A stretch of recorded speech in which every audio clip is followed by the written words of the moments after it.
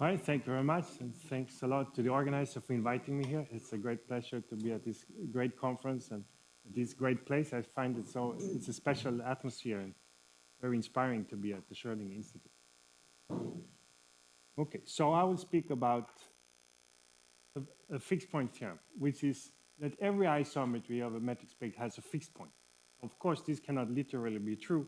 So maybe first you would complain that what about the translation in Euclidean space? There is no fixed point because everything escapes. But then I would say, well, we will compactify. And in that compactification, that axis is fixed. That will be a fixed point in that sense.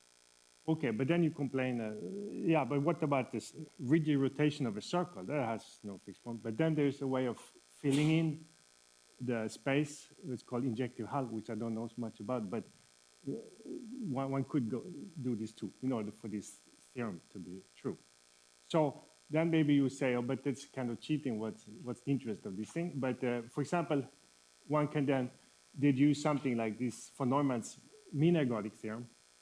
So it's just well, the interest comes maybe that such a theorem, I'll come back to explain if you haven't seen it, but U is here a unitary operator. It's no longer correct if you go to general Banach space to operate the theorem version. But the metric version will always be valid and weak enough to always be true, but you can deduce this when you have a nice Hilbert space. But I'll come to that. So then there's an anecdote about von Neumann that he was a bit jealous of Nash for his game theory. So he is supposed to have said that, oh yeah, that's just a fixed point theorem. This thing is also just a fixed point theorem. Anyway, okay, so it's the metric category. This means, so I will set up this metric, which I believe a lot, like everybody here. Metric spaces and the morphisms, so if we want to speak that language, are non-expansive maps. So maps, one Lipschitz map, it's maps that don't increase any distances.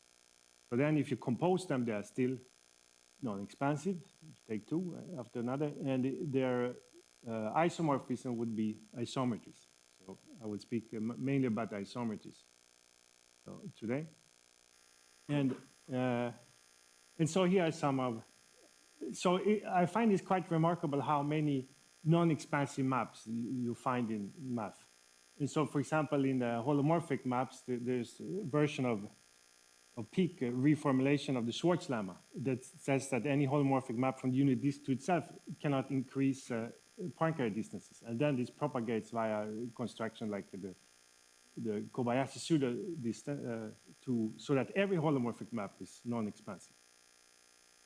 And then matrices, they act, of course, linearly on, linear transformations, they act by linear space, but they also act on something that's associated with the symmetric space. So it's act on the positive definite products, scalar products on this space. So, so you sacrifice the linearity, but you get, but you get something isometric. So for example, most people probably know from 2x2 matrices, they act, of course, on R2, but they also act on half plane. And they're, okay, this hyperbolic geometry that we like, but there it's isometric. And then in cone maps, it's very well known here with the Thompson, or it's one way of symmetrizing. There's another one we had yesterday in particular, where you take the sum of these two, another way of symmetrize it. And here there is a way of where these maps become, if you have just a monotonic map and kind of sub-homogeneous, then they will be non-expansive, this map. And the other in Teichmüller theory, and even stochastic game theory and deep learning. And in deep learning, there are metrics of these types. I just repeated this type of metric. So, and you see here is the Thurston's asymmetric Teichmüller space that I learned a lot from Atanase. He's an expert on those. You see the analogy with this expression. So you just maximize over some subset that is invariant under the map. So if you take this comes from another Thurston's paper, but if you take a homeomorphism, then they permute all these and they permute this. And so, yes, I should say, these are x and y are two different distances. So this will not play a big role for later, but x and y are two metrics on this fixed surface, topological surface, and then you want to measure what's the distance between two metrics. And this is an invariant, so that the mapping class is a homeomorphism by isometry. So there are great sources of these type of maps, but I will mostly speak about isometries. And so the next topic is a compactification that usually is called maybe horror function compactification, but I will not assume the usual topology, so that's why I insist on this changing the name. So this will be the way of, I said in the beginning, for any metric space, and we will compactify it. So since I'm not talking about proper metric spaces, but any metric space, so it will be changing a bit the topology. So it's like there's a weak topology if you compare with functional analysis. Okay, so what is this? So you take a metric space and you fix some base point. Nothing would depend on it, and then you map x into the morphism. But the functions from x to r, and they will be non-expansive. And so for every point x, you associate basically the distance to x. That's the most canonical function. But now I like to normalize it so that at this origin, they vanish. They all vanish. It's like a linear function. They're all 0 at 0. Okay, so now we have mapped our space into a space of functions.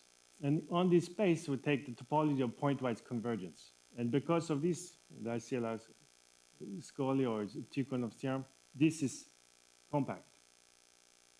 So with a bit of use of notation, maybe one says x bar. But it's just a mapped x into space functions, and there, this is compact. So the difference from maybe the most, yeah? No, yeah, no, it's a variant of this, yeah. Yeah, it's not metric, yeah. No, yeah. Yeah, so Kuratowski is a variant which shows that you can isometrically embed it into any L infinity. Yeah. So the usual, this was procedure, I mean, this type of compactifying is maybe standard in topology and other, I don't know, potential theory. But in this metric setting, it was first in Gromov's paper in 1980.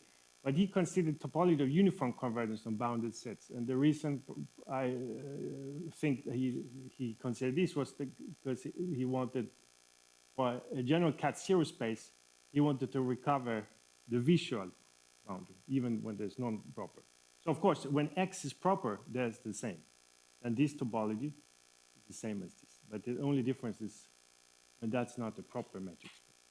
So proper, we heard in the previous talk, this means that the closed balls are compact. So it's a strong form of local compact. And so I call this, and this follows a notation of Riefel from the 90s, call it metric compactification because it's so canonical. My point, it doesn't depend. It looks like it depends on this, but that's just by a shift. You could also alternatively forget this and just mod out by the constants, additive constants, and then identify any two functions if they just differ by constant, fixed constant. Okay, and then I like to call them these maps, these functions. Actually, Banach also called maps from a metric space to R for functionals. And he's a famous book on function analysis. But so I like to call them metric functions to distinguish them here. So some of you may know this is like horror functions, and I will come to this soon. So for compact space, it doesn't change. But before that, there's Busemann functions. That's of course inspired also Gromov, so maybe I should have started. But so Busemann in 1930s, I think it's 1930s, otherwise Atanas has the great volume on, he edited the selected works of Busemann, which I find very useful. Busemann's name would come again and again, this lecture. So those are, to any geodesic ray, and you send this point to infinity, and why am I considering this limit? Is because now, when I'm taking now intuitively. So every point x is mapped to this function. Okay, fine. But now I'm taking the closure. So I want to understand the limits of this when this point, when the point x goes to infinity. So it diverges inside x. But that's the way of completing it, compacting. So intuitively, it will be like adding a point at infinity, but more refined, that you also think of you can go to infinity in many different directions. And so one way of saying direction is taking a geodesic ray, and then you can take this and see what happens if you go along a geodesic ray. Then Busemann observed that this just converge pointwise for every x because of the monotonicity and the boundedness from the triangle inequality. So those limits always exist. Maybe not in the uniform topology, but in this pointwise always exist. So these are kind of the nicest metric functionals, not coming from points inside. So, and you see that's the ones that correspond very tightly to linear functional. So linear function in Hilbert space, maybe it's called Ries, they're all given by the scalar product. And so if you do this in Hilbert space, you go along a line, you are recovering the Busemann function. So the levels of Busemann function, those are called horoballs, and they will be just the half spaces, just like. In Hilbert space, Busemann function are exactly linear function of norm 1. Okay, so those are the kind of the nicest. And so here's a proof of this. So here's the recollection of the definition. If you haven't seen this, maybe useful to see it once, some calculation. So take this R, I mean the metric space that's just a real line with the usual distance. And now, okay, so now we are wondering, let this point go to infinity. That's an n here, that's that x. And then see what happens at y. So when y is fixed, and so when n is large, you can remove these absolute values, and this n cancels, and you get exactly this point, which corresponded to what I claimed on the previous slide, since this is a Hilbert space, and here I'm going to plus infinity, and that gives you the functional, linear function that gives you minus, and then you have that. So the R is now compactified with 2 points. It's 2-point compactification. And then for cat zero space of proper ones, you recover the usual visual compactification, but not with the topology I'm using, since you're getting even if it's not proper, it's always still compact, so it will be not enough for just visual compact. There's another small example, and then you can do for graph. There are many examples. Also, for example, Cormack-Walsh for Teichmüller, for the Thurston metric, gives back the Thurston boundary. You noticed there was. And okay, so now we have, so in the case of Hilbert space, we have compactified Hilbert space. We are used to having that the closed unit ball is compact, weakly compact. But now in this weak metric, we have compact the whole, we are adding something to the Hilbert space so the compact. And the functions look like this. So those were the ones that were the Busemann functions. And here are the other ones. And but then the topology is essentially the ones given by weak topology in the functionality. And then the other example. Maybe we'll come back to something later. Okay, so I'm playing with this idea that one can, yeah, it's a bit surprising. I find that we take this. So maybe I take this diagram. So if we are in a linear spaces, we have lines, I mean vectors that give lines, and then we have linear functionals. So these we are very used to having. So for in a metric setting, oh, that should be a, exactly what I wanted. But instead of vector, I wanted here geodesics. So instead of lines, we have geodesics in metric space. That's a very standard notion. But we should also look at it dually. And that's this type of functionals. So the ones I've defined. So it's as I said, these are, so in my terminology with this X bar, it's all the ones that comes from the points themselves like this and all their limits. So which for proper metric spaces, what you usually call Horo functions. And part of the Horo functions are the Busemann functions, which are the nicest ones. It's like a reflexivity when all linear function comes from. And one, so of course the point with this is to study and to be of useful for metric spaces, so many more spaces than linear spaces. But it turns out that even for linear spaces, there are many counterexamples. Things, oh, if the Banach space is not good enough, then there's no fixed point there, or things like that. But it turns out that the metric notions are useful even if you only care about linear. So I'll give two examples. There actually kind of two ways you can see this.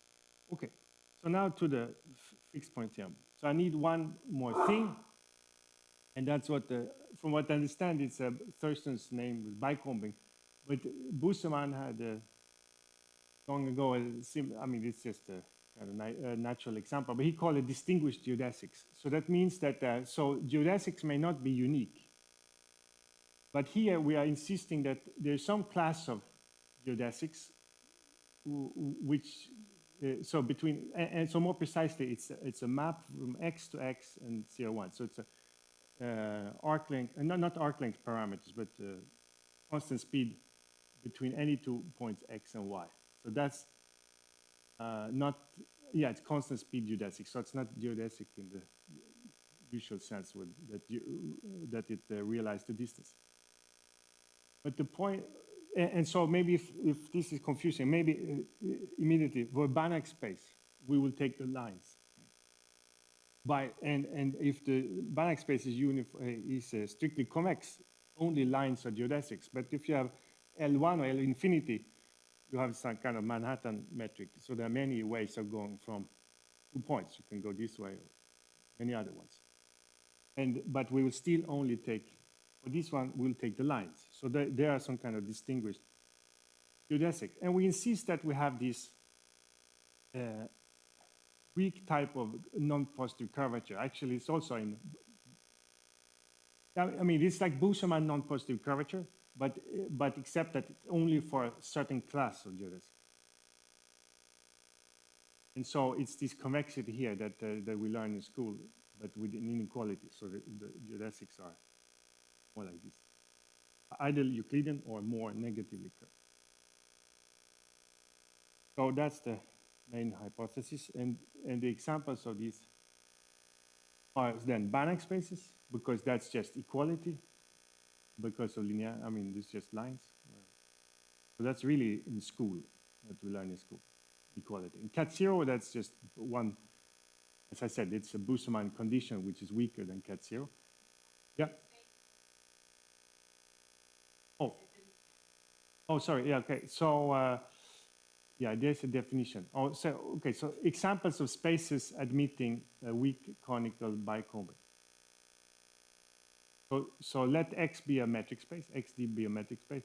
We say that, so this weak is, the usual one is just conical, but I only need when there's at 1 point. Usually one has 4 points, and then the distance function, instead of this condition, is that they are convex.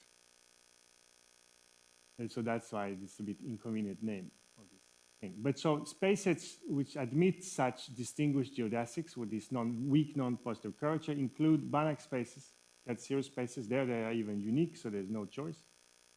Injective metric spaces, and the space of positive operators. So it's like generalization of symmetric space, which I come to soon. And then this is another type of metric that subject. So yeah, for injective metric spaces, you should speak to Alexander Lichak if you want to. So any question about this will directly go to him.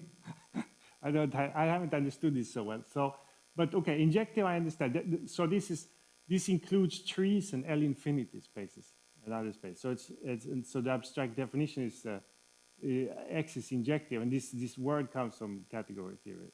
X is injective anytime you have any other metric space A and any non-expansive map, then whenever you take a bigger metric space where A sits, there should exist an extension that's non-expansive. But there's also another condition about the hyperconvexity, so that if any pairs of convex balls intersect pairwise, then their intersection has non-trivial intersection. And anyway, so any metric space has some kind of unique injective hull, but which is apparently can be enormous. And so I mean, this is not something I have simulated, but in that case, you can, I mean, so my point was just that if X is any metric space, and if it doesn't allow, if it doesn't have this conical bicombing, you can pass to this space, isometrically embedded to there, so that all isometries extend, and then you can start for a fixed point here. Okay, but I haven't stated the fixed point theorem yet. So, but this here. Okay, so let X be a yeah. Yeah. Yeah, they're all. No, these are non-expansive. Yeah, arbitrary, non-expansive map. One Lipschitz. Yeah. So yeah, thank you. Yeah. I think it's no. This circle is compact. So then. Yeah, as I said, we have to pass all questions, but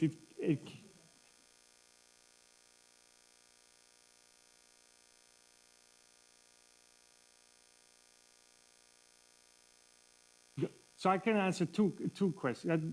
So if you have a 2-point space, then it's a geodesic. Yeah, you fill in the line segment. 3 points is more interesting. So then I think it's some kind of polygon. It's like a tripod with a polygon in the middle, right? But then beyond that, it's kind of complicated. So anyway, but yeah, but it's an interesting notion I find. But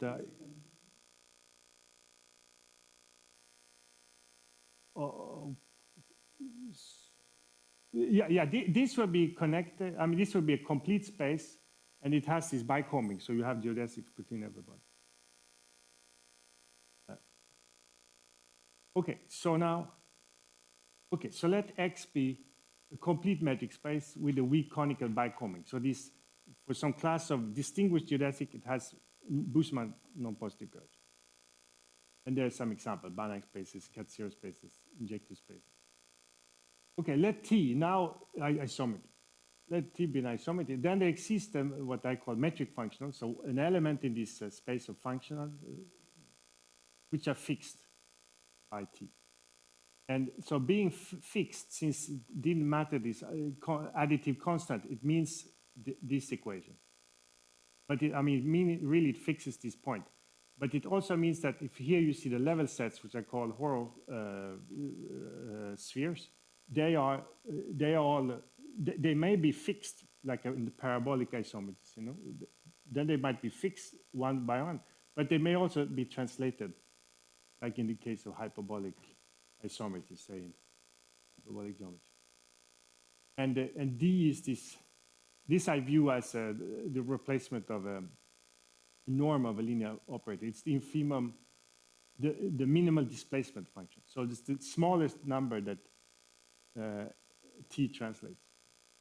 So this is like you can roughly think of it as the translation distance.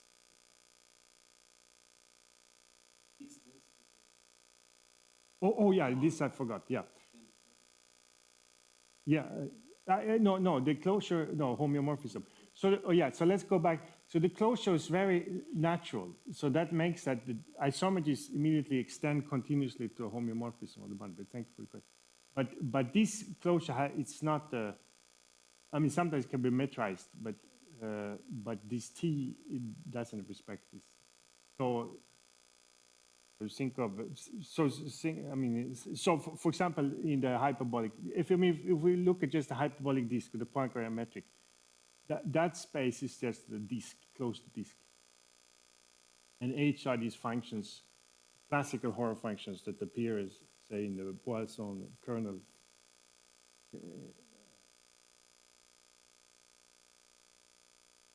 Yeah, not always, yeah, but if X is proper, I have to think, yeah, if X is proper, it's probably interesting, but in general, maybe not. Okay, so that's the, yeah. Okay, so one inequality was already known for a non-expansive map. So this was mostly studied by non-expansive. I go by Vigel. I had a version before, but I mean, there's a stronger version. And then the D equal case, this is, so that means parabolic isometry. This was already a long time ago. Oops. Okay, what time? Okay, so I'm just going to give an impression of the proof. It's not, since it's so general, it cannot be so complicated. But so you take, oh yeah, but the main point is the following, this point. So you're using the bicombing. So you have isometries. Now you want to see if isometries fix some point. But that's not always going to, we need to use the bicombing, otherwise it's not true. But so how do you use the bicombing? You compose the T, your isometry, by the contraction. So you fix one point and you're considering, so now because of the bicombing, so if you take any 2 points, if you map them closer, it will be a contraction. So you have at your disposal for any points, you have contraction of the whole space, uniform contractions. So now so you compose your isometry will be this thing. It's now a strict contraction, where the contraction mapping principle gives you a unique fixed point. So maybe it's a bit funny that you study isometries, which may kind of perfect, but you approximate them by uniform contraction, and then you want to this S, you want it S to go to 0, so that you recover T. Okay, so that's the main idea. So this contraction, and this is before I go by visual. This other people have Bearden, but there are also other people have this idea that, so you take this isometry, but you compose it with the contraction, so you get the fixed point. Now you want to, the game is to let S go to 0 and see what happens to this fixed point.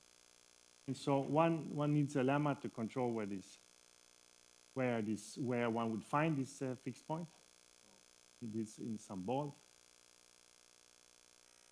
And then so I'm not going to go through these inequalities, but they are, I mean, you're using triangle inequality, you're using the bicombing convexity, and you're using that the map is the T map is an isometry.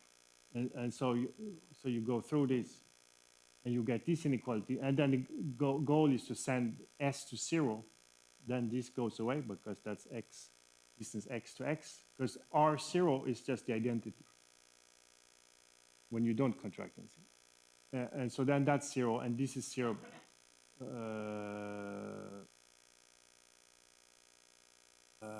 Oh yeah, so that.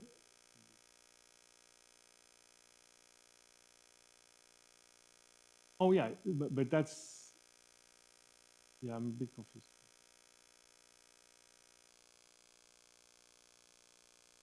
I have to look at that. S should go to 1. Yeah, so this thing, sorry.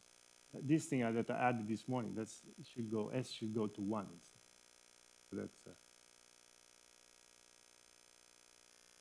okay. And now the other side of the proof uses that T is an isometry. That is only uses non-expansive, and or one Lipschitz. And then again, but then you have to also change the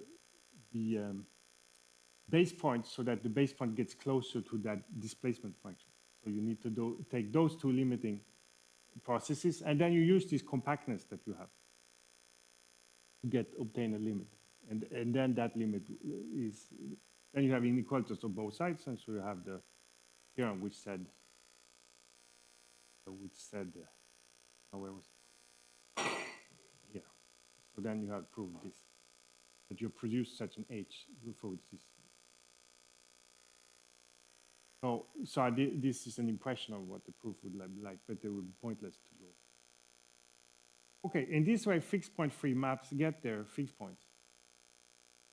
And so there are a whole number of such more or less sophisticated maps without fixed points. But I will only focus on the simplest here. So that's maybe due to Kakutani, quite simple one.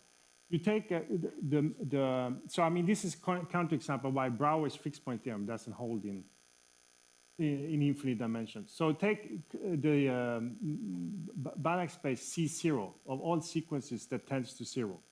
You take the supremum norm. So that's a Banach space.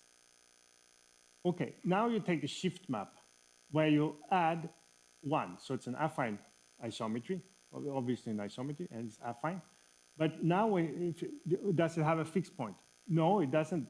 I mean, so this is like violates the proof of the usual proof of Brouwer, because you take something inside the ball, and immediately in one step you are on the sphere, unit sphere, because you have the super.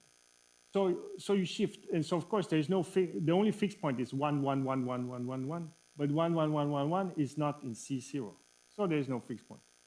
So it shows that even for an isometry, so even Brouwer's is false for an isometry of a closed unit ball in the Banach space, except that if you're allowing the terminology that I've used here, then there is no mystery. Then this H would just correspond to this function. That one is fixed, which is obvious. I mean, this is very simple. So that's the metric function, and that's the fixed point of this map. But I mean, so it's a kind of exotic fixed point. It's not the usual. Yeah. Yeah, it's an isometry because you take an X sequence and you take a Y sequence. But then you both plug in 1 in the first coordinate. So, and etc. So there are more examples with this, but I will not go into it. Okay, now I have, so Cat0 spaces or Hadamard spaces, non-positive curvature. There are many fixed, it's very classical and useful for this topic. And there is even for groups. So that's a topic that many people probably hear also. I know ITSEC had some new papers about the random groups and fixed points. Also, it's very classical, consider Busemann functions, the standard tool, the center of mass in the Besson-Coulthard-Gallot theory. They appear as a useful tool for the theory of negative curve manifolds to take some kind of center, using this convexity of these functions and take a kind of equivariance center. Also, it's funny that the people in positive curvature, they also view Busemann function as a tool for them, but it's a tool for everyone in space. So, of course, the corollary is just direct, it's just this, and one can add maybe a little bit, if this D, the displacement function is 0, then for sure it's a Busemann function. There is an interesting case here that when you go to, I mean, for proper Cat0 spaces, as I said, it's very standard. But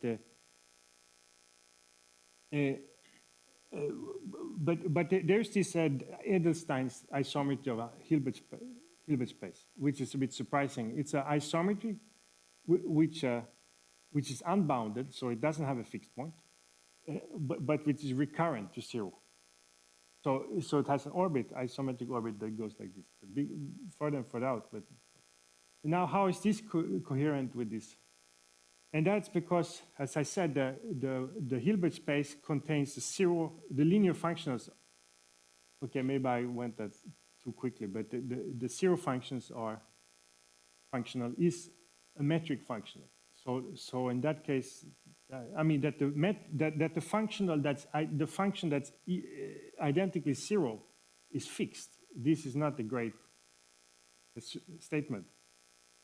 So, but this is coherent then with this Edelstein example that you can have that fixed. But in another case, Kähler and Lütschek, they showed already before that when there's this finite telescoping dimensions, so some kind of, even if the space is infinite dimensional, there's still some kind of finite rank, that those functions do not appear. And so I think that explains what they deduced that parabolic isometries have fixed points. So, so this is something to be understood, I think.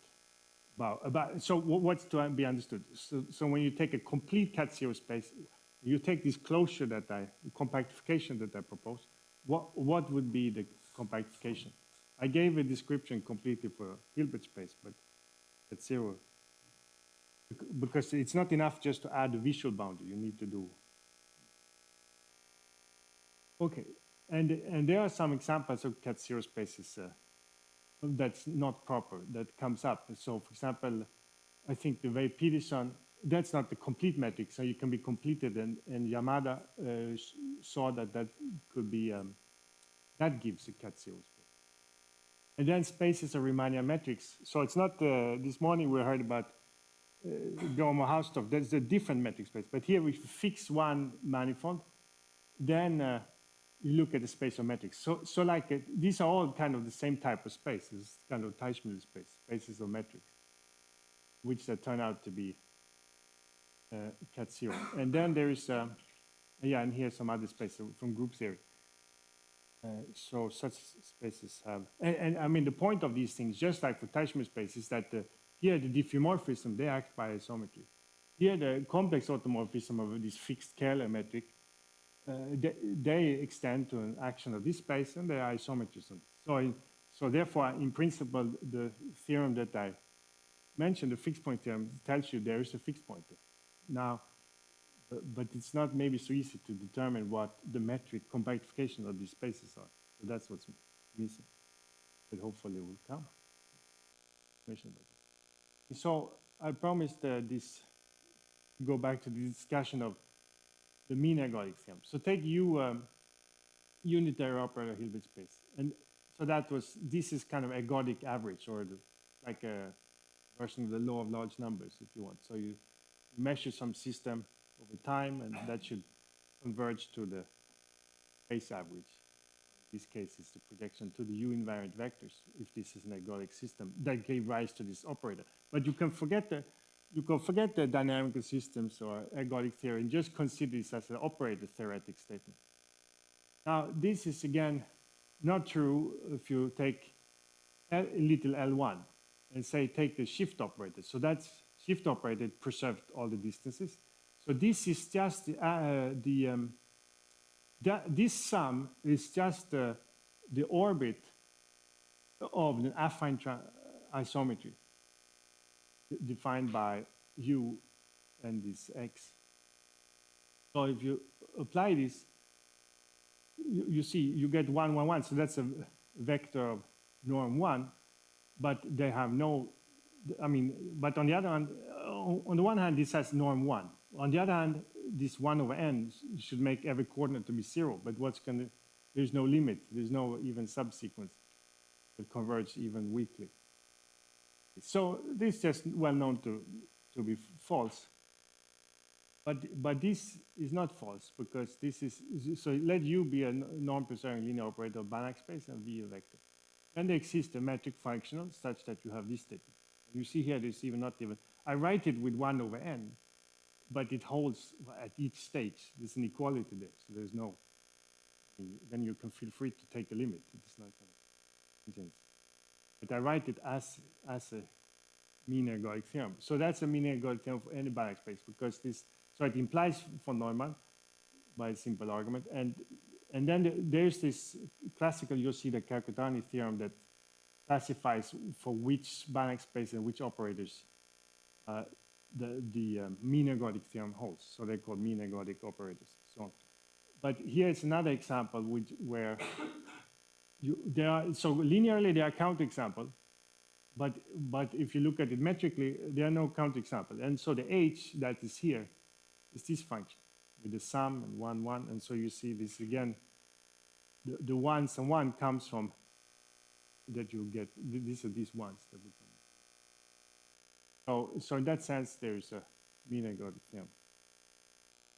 Okay, here's a second application. So I said that when we have linear operators, they can still be useful to consider metrics. So this was one way of, or these other fixed point free maps that still have a fixed point.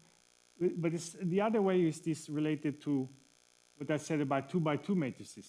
So 2x2 matrices act on, so real matrices, they act on R2 linearly, but they also act on the hyperbolic upper half plane, serving the metric there. And so that's the idea, the second, that we extend here. Yeah, and it will be, yeah, it's the concerns the invariant subspace, maybe concerns. It's not so clear, but that's whether every bounded linear operator has a closed invariant subspace, and in finite dimensions can be viewed from fundamental algebra.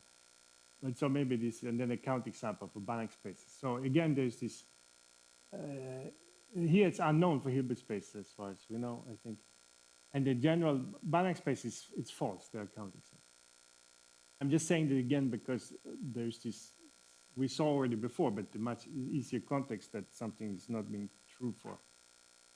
It depends on the Banach space. No one can imagine this is a new, but I think it's of independent interest. So independent of this invariant subspace. Okay, consider pause. This is the, when it's finite dimension, it's exactly the most standard symmetric space. So, and as I said, in 2 dimensions, basically 2x2 case is basically hyperbolic plane. So now take the positive symmetric bounded operators of Hilbert space H. And so here's a, and that gives you a cone in the symmetric ones. So it's like a cone of operators. And there you have this metric that we like here, right? This is, yeah, because I put the absolute value, this is the Thompson metric. So you have this cone, and that gives you Thompson metric. Between any 2 positive operators, there's a distance coming from this cone metric. Or convex, it's a convex cone, and I mean, you could have also taken the Hilbert metric if you restrict to a convex, a cross section. And Porta-Recht noted that in the terminology I'm using now is that it follows from this inequality, probably coming from quantum theory, of exponential function. That you have this inequality. And that inequality, it precisely expresses this Busemann non-positive curvature. So because the positive one are exponential of symmetric matrix.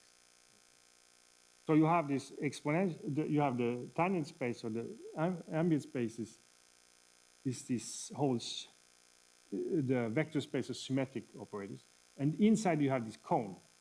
And it's interesting, so, I mean, Thompson metric has lines as geodesics always, but they are not the only ones.